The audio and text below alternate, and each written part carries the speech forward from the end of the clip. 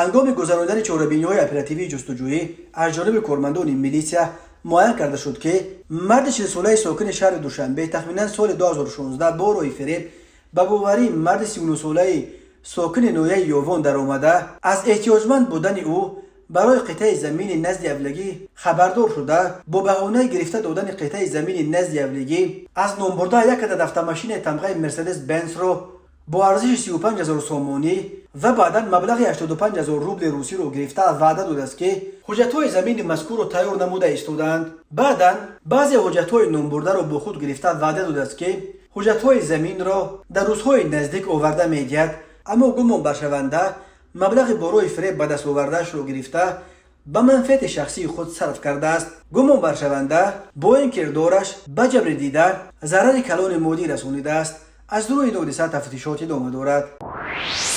به شعبه وزارت کارهای داخله در نوحه فرخار عریضه زن 29 ساله ساکن نوحه مذکور وارد گردیده است که 22 اپریل سال 2023 تخمینا ساعت 15:30 شخصان نامعلوم به طریق پنهانی به منزل استقامتیش در آمده از آنجا 1650 سومانی و مواد خوراکواری را دزدیده از جای حادثه غیب شدند. هنگام گذراندن چهاربینی‌های اپراتیوی جستجویی از جانب کارمندان میلیسیا مرد 28 ساله ساکن امین نویه که پیش با ماده 244 کودکس جنایتی جمهوری تاجیکستان صادر شده است همچون گمانبر در صادر نمودن جنایت دزدی دستگیر کرده شد. ضرر رسانیده شده 2300 سومانی را تشکیل می‌دهد.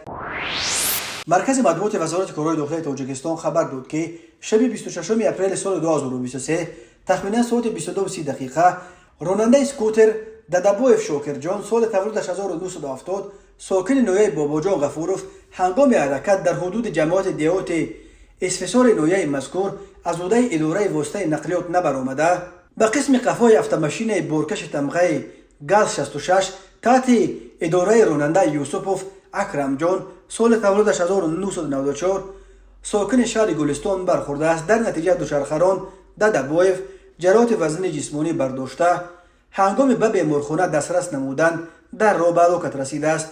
اوید به این حادثه تحقیقات ادامه دارد.